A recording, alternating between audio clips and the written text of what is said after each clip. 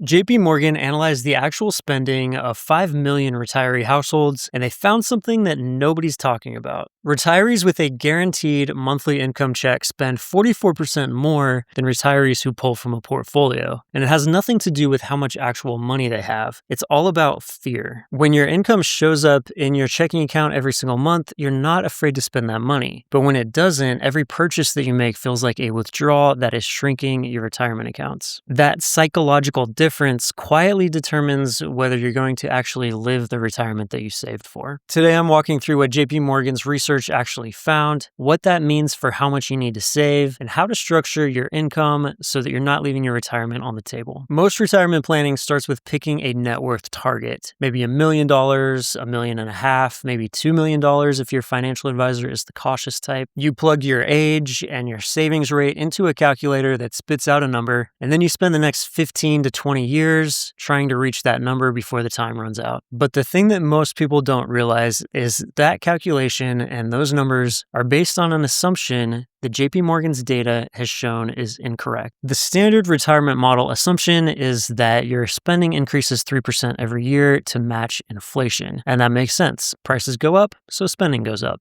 JP Morgan looked at what these 5 million retiree households actually spent in retirement, not what they plan to spend, not what the model says that they should spend, but what they actually spent. And what they found might actually surprise you. It turns out that they weren't spending an increase of 3% every year. In the early years of retirement, the average increase was just 1.9% per year, and then it slowed to 0.5%. And then in the later years of retirement, it actually started to decline. That might sound like a small difference, but it's not. By age 95, the standard model might show that you need $146,000 per year to live when you're 95 years old. But according to the real world data from JP Morgan, that is actually only $90,000. That's a $56,000 difference every single year. Over a 30-year retirement, that gap adds up really fast. Under the traditional model, it says that you would need $1.2 million. The JP Morgan model shows that you would only need $872,000. That's about 27% less that you would have to save in order to retire. So if you've been stressing about how much you're going to have to save for retirement and you've been working all those years to save to that number, this makes a really big difference. Now, here's where retirement doesn't follow a straight line of 3% every year. JP Morgan found that there are 3 distinct phases where your spending changes during retirement. The first phase is what planners call the go-go years, and this is roughly your early retirement years of around 65 to around age 74, or before that if you're retiring early. This is where you're healthy and active, and you've got a list of things to do that you've just been putting off for decades. Travel goes up, dining out goes up, home renovations and relocation expenses and new hobbies. All of this equates to about a 1.9% increase year over year in expenses. You also have to consider that you've got some expenses that are going down during that time. You're no longer going to work, so you're probably not eating out for lunch. You don't have to buy work clothes anymore.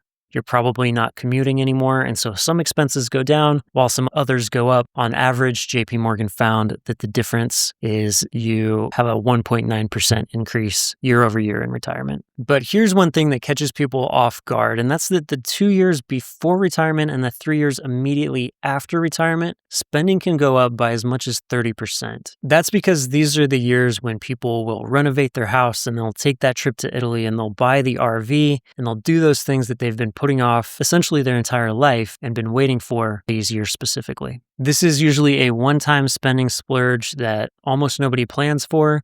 And then once that settles down after those 3 years after retirement, that's when you start to see that 1.9% increase year over year. After those fun go-go years, the next phase is called the slow-go years. And this is generally the ages between 75 and 84. This is when traveling starts to taper down a bit, when people tend to spend more time at home in their local communities, and the world gets a little bit smaller. You're not taking hiking trips to Machu Picchu anymore, but maybe you are going to some community events and still seeing your friends and still being somewhat active. Spending still grows during these years, but only by about 0.5%. And then comes the no-go years, and this is generally 85 and beyond. And this is when the spending starts to decline year over year, usually by about 0.5% per year. This is where the expenses for dining out go down, travel drops, entertainment, transportation, all of it tends to go down at this time. There is one exception, and the major expense that goes up during this time is healthcare. Healthcare does matter, and it goes up by a lot, but because the other costs are dropping so dramatically, for the average person, your total expenses still go down during this time. Fidelity estimates that a 65-year-old today will spend roughly $172,500 in healthcare for the rest of their life. That's for a single person. And for a couple, it'd be about $345,000. And those figures do not include long-term care costs. Nearly 70% of people 65 and older will need some form of long-term care during their retirement years. That is an additional cost of tens of thousands of dollars per year, depending on where you live and the level of care that you need. So the no-go years aren't necessarily cheap, but they are different. Your discretionary spending goes way down, but your medical expenses go way up. That's why having a dedicated healthcare reserve matters. An HSA, a dedicated savings account, something earmarked for medical expenses. You want that money set aside so that it's not competing for your day-to-day expenses. Now, here's the part that caught my attention more than anything else in this study. JP Morgan found that retirees with reliable monthly income spend 44% more in retirement than those who pull from a portfolio. We're talking about, yes, Social Security, but also pensions, annuities, any type of reliable monthly income. Again, 44% more, not because they have more money, but simply because of the psychology behind it. When you have some income hitting your checking account every single month, you feel safer spending that money. You know that another one's coming. And that means there's less debating, less anxiety around whether dining out or taking a trip to see the grandkids is going to cause a financial burden and eat into your accounts. But when your income comes from selling shares out of your brokerage account, every purchase that you make triggers a decision in your head. Is this worth it? What if the market crashes next month? Other research backs this up as well. The EBRI Research Confidence Survey found that nearly half of retirees spend less than they knew that they could. They're afraid of running out.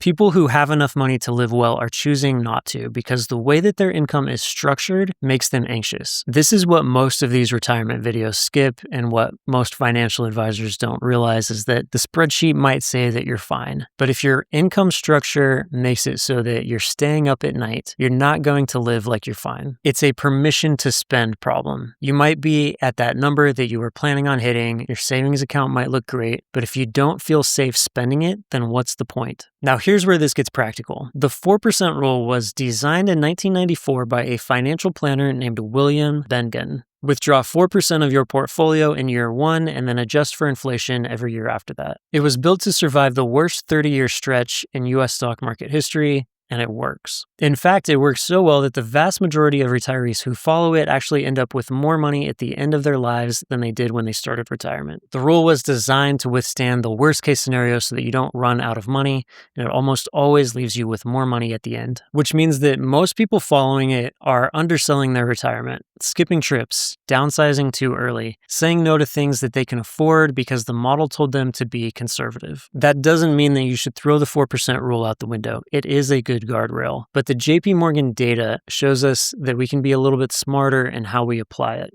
During the go-go years when you're healthy and active, you can afford to spend a little bit more. So you might bump this up to 4.5% to 5% during those years. This is the phase where your money's going to buy you the most amount of life when you're younger and you can really enjoy it. And then into the slow go years, your spending is naturally going to drop. And so don't force it. Let your withdrawals drop to maybe 3.5% to 4% per year during these years. And during the no-go years, base spending drops even further. But you want to keep your healthcare reserves fully funded. That's the one expense that does not follow this pattern. There's another piece to this, sequence of returns risk, and it matters most in the first few years of retirement, right when your spending is at its highest. If the market drops by 20% in your first couple years of retirement and you're spending 30% more because of that go-go surge, then your portfolio is taking a double hit. Two retirees with completely identical returns over a 20-year period can have completely different outcomes depending on when those returns show up. If you have good years early on, you're doing just fine. If you have bad years early, the math gets ugly real fast. That's where having 2 to 3 years liquid in cash or in a high-yield savings account can be really beneficial during your first couple years of retirement. If the market does drop,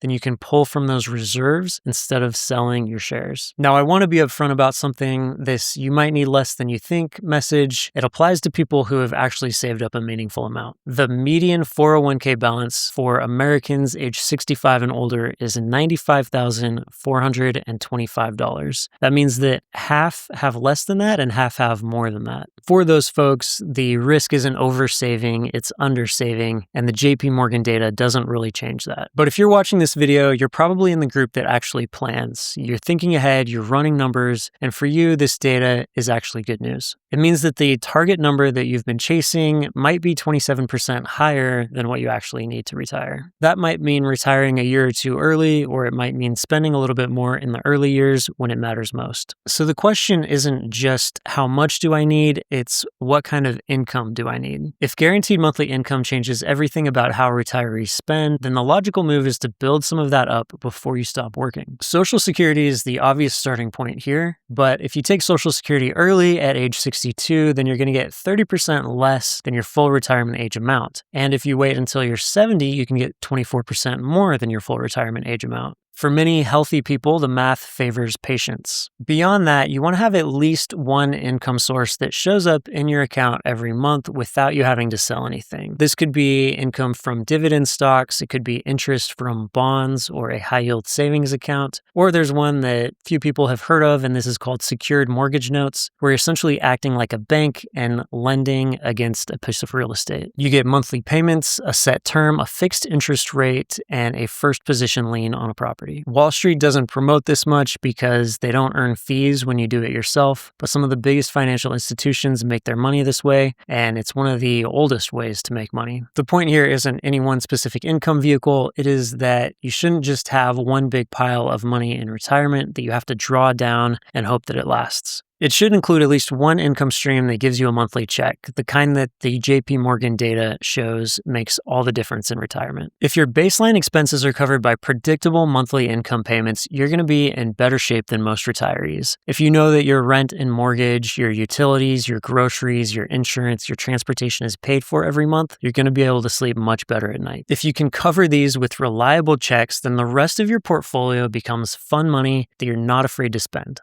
If you're curious about how your net worth number compares to other Americans age 45, 55, or 65, I put together a video about that right over here. Watch that one next. I'll see you guys in the next video.